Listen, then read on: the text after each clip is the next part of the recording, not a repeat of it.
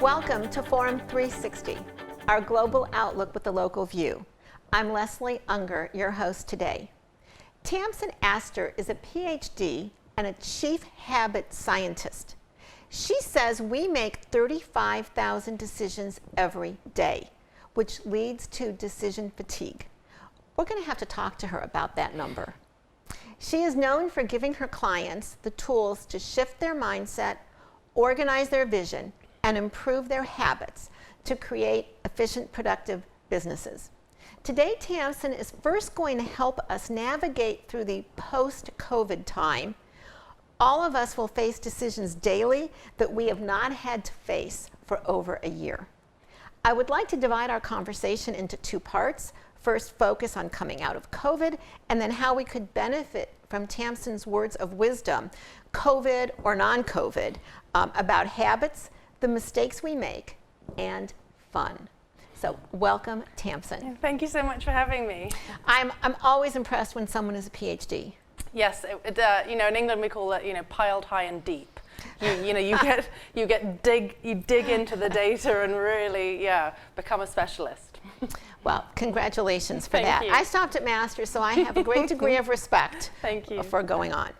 First, I want to take a look at what, quote, experts say about coming out of COVID, and then ask you what our expert in the studio has to say, okay? Absolutely. It's kind of like a version of fun games during COVID. Yay. Experts say that before filling up your calendar, carve out unstructured time to prepare yourself for post-pandemic life. But what does that mean? Haven't we all had enough of unstructured time? Well, I think partly it's that we have to take stock of the fact that of the anxiety that's going to come up with engaging with people in an intimate social way again after 18 months, of not doing that, right? So, I remember the first in-person event I went to. I remember about an hour into it with people I didn't know. It was two people one person who'd interviewed me for a podcast, and I found about an hour in, I thought, I want to turn off the Zoom camera. Right? Because we've spent the last year and a half being able to detach and regroup. And even though the research suggests that being on Zoom is actually more exhausting because there's this expectation to maintain eye contact, because you're looking at maybe 20, 30, 40, 50 people at once, being in person again will create fatigue. So I'm a big fan of creating chunks of the day. And I often do that with my super overwhelmed clients who never give themselves any breaks during the day because of the slight fear of having time to ruminate. Create chunks after every event to process. Well, that kind of leads me into my next experts say, okay, that downtime is an important part of learning. A 2012 study found that mental rest gives the mind a chance to reprocess. But what would mental rest look like when many people have not been very far out of their house? Right, so I think doing things that allow your mind to wander. So walking, for example, is a brilliant example of mental rest, particularly if you walk around your neighborhood where you're not having to, watch out for things in a sort of very alert manner, right? That's something that's really great for mental rest. Watering the garden, weeding the garden, walking your dog, knitting, doing something where you're not following an incredibly complicated pattern, but doing something that has a sort of repetitive energy to it. Making your favorite soup, right? That you know the steps, but that allows your mind to wander is so vital for processing the information and memory, but also. So my walking my dogs every day is really more for me than it is for them. Absolutely. Which I've kind of known that, Yeah. but I'm not sharing Right? that secret at home, yes. Experts say that managing a constantly changing pandemic safety rule guidelines along with everyday life has taken a toll on cognitive resources. Can you help us understand? I tried to look that up. I don't understand what that means.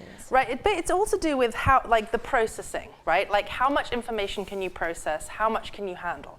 And humans do not like uncertainty. Uncertainty makes us frightened, which is why we have things like, stereotype. If you look this way, you probably vote this way. You probably think this way about, pro-life, pro-choice, or whatever, right? So we like to categorize people and create expectations of results and what's going to happen. If I do this, this will happen, right? And what has been incredibly difficult for the last year and a half is no idea. You're like, can I do this? Can I go there? Can I make this plan? Can I? And it's the indecision that creates, and the lack of knowledge about what's going to happen that creates the exhaustion and anxiety and fear. Yes. In a different way, I've experienced that the last 4 to 6 weeks. I have a dog that was diagnosed with diabetes. Now, I've had dogs with cancer, with heart problems. Diabetes has been by far the hardest because there's so much uncertainty. Right. And that uncertainty has been exhausting. It has. Yeah. Yes. Yeah. Okay, I feel better. It's not just me. Experts say, there is a saying, unstructured time is like a loose leash. How do we go from so much unstructured time for many, to structured time? How do we do that? So I like to create, how do you start your day? How do you end your day, right? So that's a good place to start creating structure. So a lot of us, when we were going into the office, we had a morning routine and an evening routine that was pretty fixed, right? The alarm would go off at the same time. During the pandemic, it was well, if my meeting's not till 10, maybe I won't get out of bed until 9:15, right? So one of the things that I will often say to people, if they've had that space of unstructured time, is start by creating some structure that doesn't feel overwhelming, but that's maybe going to bed and getting up at the same time every day.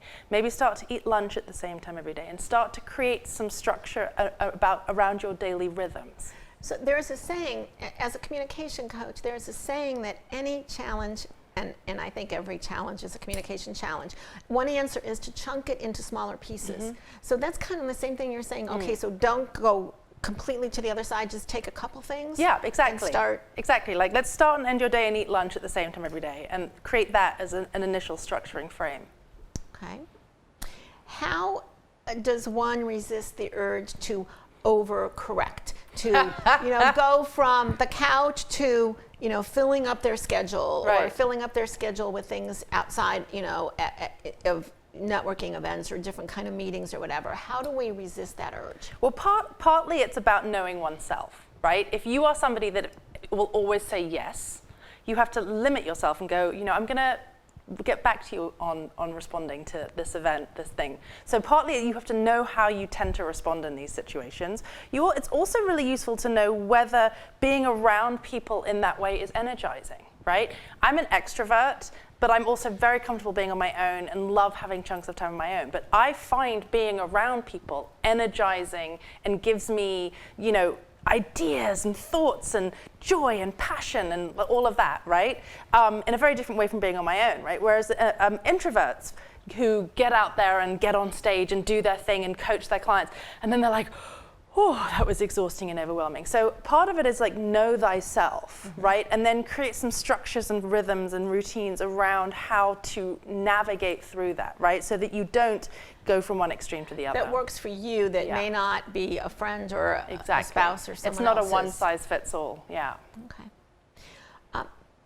All breaks are not created equal, but experts say we need breaks. But if you've been with, say, your kids all day because let's say that their schools were not open, perhaps a non-kid event is a break. So how do we identify taking a break in a post-COVID world? So I think part of it is knowing what is soothing to you, right? So sometimes a break is going to be physical, right? The break is going to be get on your Peloton, right? You and I have discussed that, right? Or walk your dog, or go to a yoga class, or do something that's engaging and moving, because emotions are energy and motion. And if you've been navigating the emotions of others all day, it's going to create, particularly if you are somebody who's very empathic, a lot of emotional blocks a lot of emotions swirling in you, and it's just good to allow that to move through.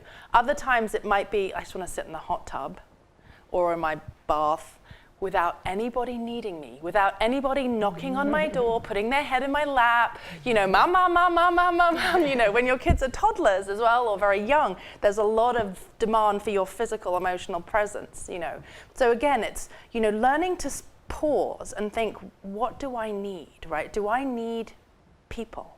Is a break going to be to go and hang out with my friends? Is it to move my body? Is it to sit quietly with my own thoughts and nobody else? So a word I use is purposeful. So make the break something that you've thought about. Yeah. Not just, again, like you said, a one size fits all. Yeah, exactly. So to ease back in, okay, that's a phrase that we've heard, ease back into the workplace, ease back into this, to that. From your professional standpoint, what would that look like? So that would be, somebody that is very much a fan of collecting two kinds of data. One is the qualitative and one is the quantitative. So what do I mean by that? Quantitative is the how many hours a day am I expected to be in the office when I go back to re-entry, and can I modify that? So gather the numbers, times, etc. And then the qualitative data is how do I feel about this, right? Okay. So if your boss is flexible and says, let's go with 3 days a week, you might think Monday, Wednesday, Friday would be great because I have the Tuesday and Thursday to and give myself a break from interacting with people again, right? So it's gathering some data on what that's going to look like. What do I have to wear? Do I have to be masked? How is that situation going to be handled, right? Like when I was coming here, I was like, oh, I haven't put on a pair of heels in 18 months. This is going to be fun, right? Because I've been, sitting on Zoom cameras where it's all been about the waist up, right? So thinking through that, and if you are used to wearing heels, 10 hours a day pre-COVID, but you haven't, maybe think, so to gather the data is what I say, and then make a plan from that. I think I'm the only person in the world that wore heels and a bra during during COVID. That was one thing I read about halfway through COVID was that apparently nobody was wearing a bra. Yeah. Or sometimes they would hang them on the back of a chair if they needed them. Yeah. But apparently it wasn't a popular move. I have a question, and I know that all generalizations are not true, but we heard a lot about pods and people being in pods where there was safety. I kind of believe that people in a pod, nobody told the truth. If they did break it, they aren't going to tell you. Yeah. So from your professional standpoint, can you talk at all about the pros or cons of pods? And also how do you, if you were in a pod, how do you break out of the pod now? Right, so I think partly people did it as a way of creating safety, right, and predictability. And I think that was really important if you had children, right? And there was a lot of, variation I saw in my friend groups about how big or small that was, and whether it included things like sleepovers or just outside play, etc., right, and how you navigated that whole thing. I think, we are social beings. I know we are social beings, right? And that creating space for that to be prioritized is really, really vital. I'm sure people broke their pod rules all the time, but, I think that as long as they felt safe and contained within it, that was the important thing. I think in terms of breaking it, again, it's down to communication. How are you talking about that with your people? I mean, it's interesting to me here in Ohio, since the 3rd of June, we haven't had to wear masks. But every different business that I've gone into since then has had a different rule. Some grocery stores, you have to be masked, even if you're vaccinated, even though it's past June 3rd, right? Others are the governor said you don't have to, regardless of whether you're vaccinated or not, right? So I think moving forward, I'm a big fan of just I walk at every building I walk into with a mask. Do I need to wear it? Before I ask my next question, let me just stop quickly and reintroduce.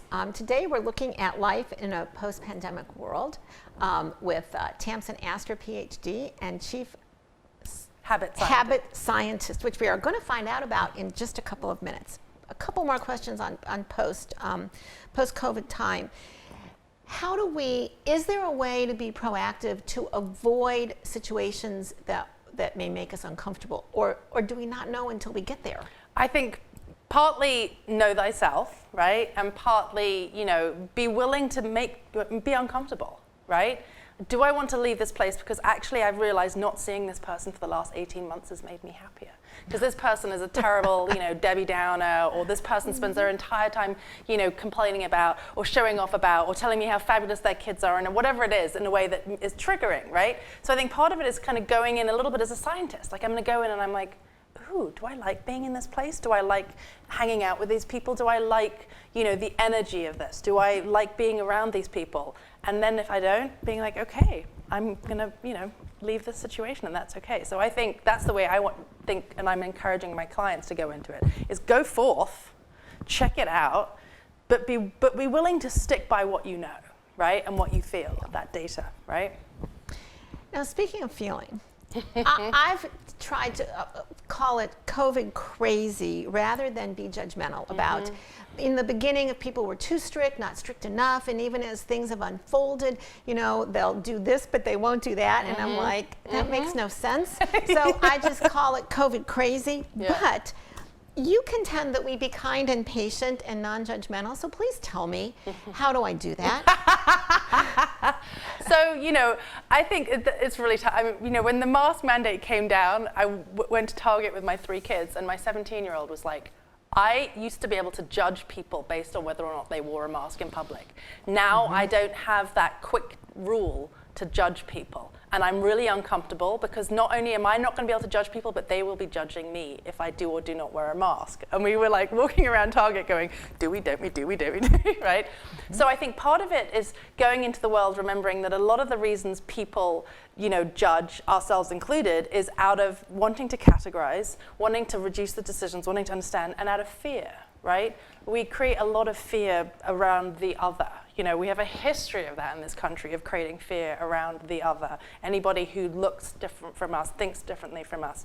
So I think one thing is, I love the energy of moving into a space or moving into interactions with people of, I don't know what they've experienced. I don't know their traumas. I don't know what they've experienced that might make them think or feel or find or react to me or something I might say or think or do in a particular way. So I'm going to go into this with as open as a kind of heart as possible.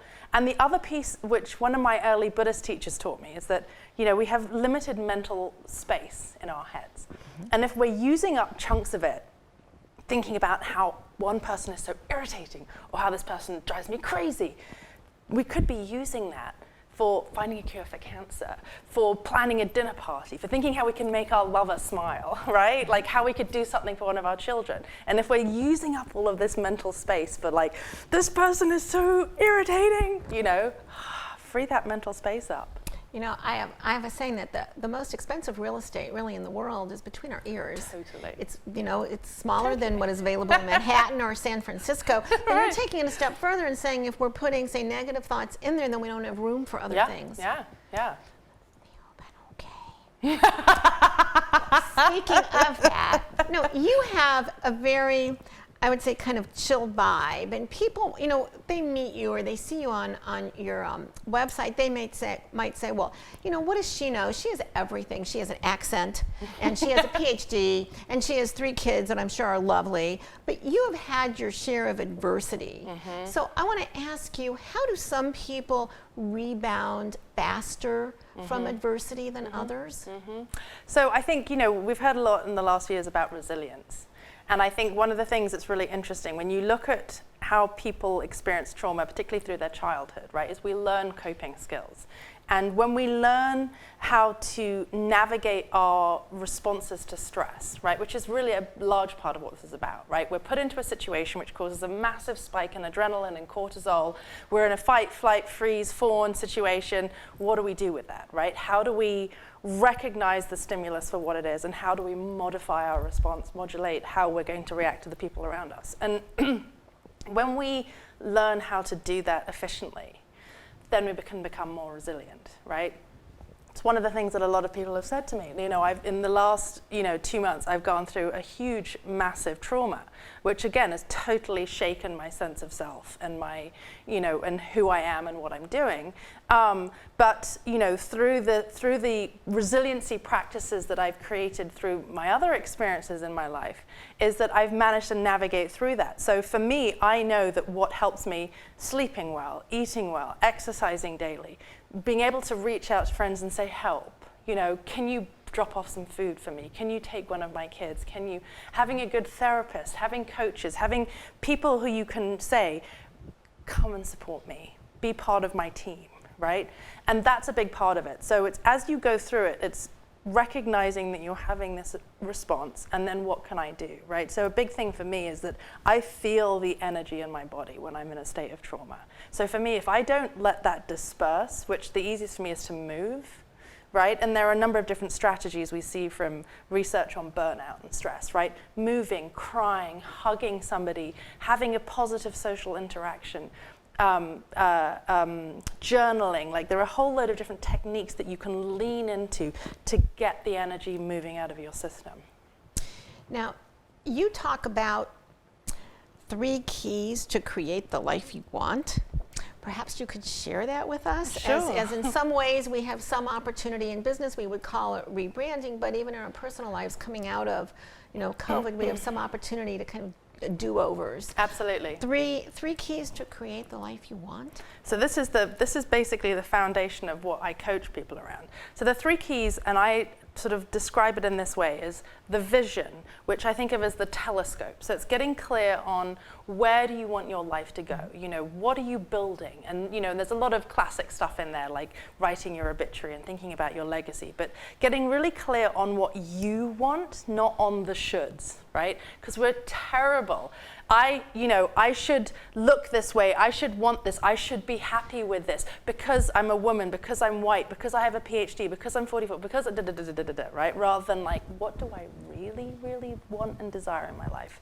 The second is the habits, the daily habits, which I think of as the microscope. So it's the, how am I actually spending my time, and does that connect with that bigger vision? And how do we connect the two? Mindset. And when I talk about mindset, it's not just my personal mental habits, it's also how I deal with the chatter, right? The boundaries. The when my mother says, when my ex-husband says, when my ex-client says, when my kid says, when my friend says, do I take that information and go, and then I'm going to reject that because that doesn't fit with the vision that I have? So when I introduced you, I said that you were chief habit scientist. That's just so intriguing. Several years ago, I think it was Inc. magazine that started featuring different titles that instead of chief financial officer, chief experience officer. Right. And that kind of reminds me of a chief habit scientist. So tell us what it is and why we should care. So it was a title that I created for myself and bestowed upon myself, because when I first started working, I realized that coach, executive coach, life coach didn't really fit what I was doing. And I strongly believe in the value of science and data, as I've explained, and and I have a strong research background. And so I was trying to think of something that had like habits and science. And then, a friend of mine gave a talk to a group of us coaches about the importance of being the CEO of your business, and how, when you're beginning in your business, and you're doing all the roles, or maybe doing 90% of the roles, it's very easy not to feel like you're taking that CEO status, right? And as you grow in your business and you start delegating and hiring out and having your social media manager and all of that, it feels easier to step into that. So I was looking for something that made me embody, or allowed me to embody the energy of expert, being the CEO, and then included my focus on habits and gathering data. So, yeah. I have to ask, for those watching or listening, if you are listening and not watching, I do want to share with you that our PhD today, close to me, has blue nails and a nose ring. And I say this because I think when we think traditionally of a PhD, we don't necessarily think of that. Yeah. So does this mean that we have more options as to what things look like? Or talk to me about that, because I feel like these are purposeful decisions that mean something. Absolutely. No, I am somebody that very much cares about being able to dress and express myself. I've also got 13 tattoos too, and I know 8 holes in my ears or something. I feel like it's very important to be able to express yourself through how you dress and what you wear and your tattoos and piercings and so on.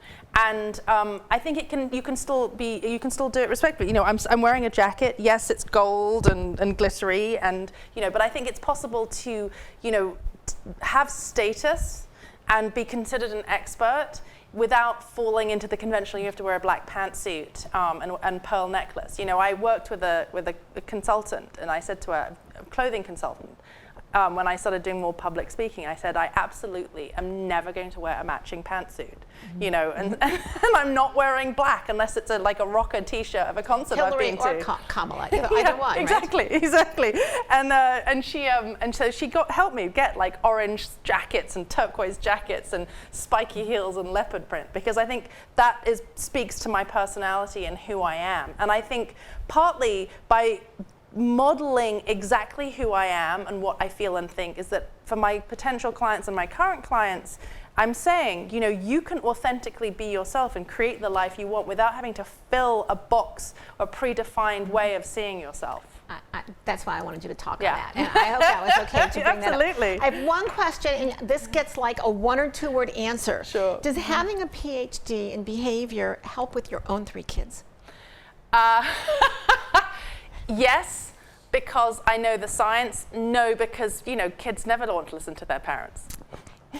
Coming out of COVID is going to mean something different to each of our viewers and listeners. Our expert guest today, Tamsin Astor, is a PhD and chief habit scientist.